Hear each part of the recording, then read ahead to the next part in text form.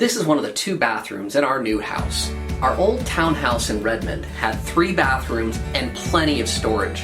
This house has only 2 bathrooms and no storage at all, not even a vanity. All we've really got is this medicine cabinet. And that's not enough for both my wife and I. At our townhouse, we each had a medicine cabinet that was bigger than this one, in addition to a vanity where we could store stuff underneath our sink. So to start to tackle this storage problem without doing a major renovation, I bought this Hemnes corner cabinet from Ikea.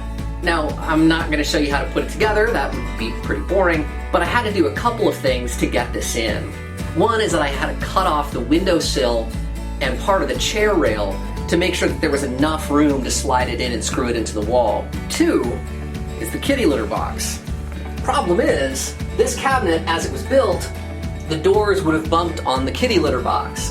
The kitty litter was a complex, multi-year marital discussion, and we settled it on getting this subscription kitty litter box.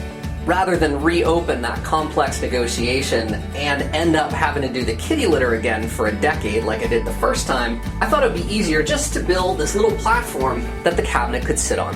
Anyway, maybe not the most exciting project, but it's something I spent the last weekend on. To start, I chopped up a 2x4 to create a platform. Then I took a thin piece of finished plywood, cut it up, and then attached it to that base. And then I took some molding to cover up the borders between that plywood base.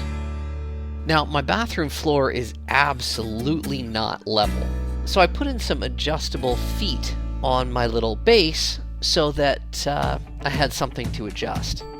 And then finally I moved the cabinet into place, and oh my god, it took so many efforts to get it into place.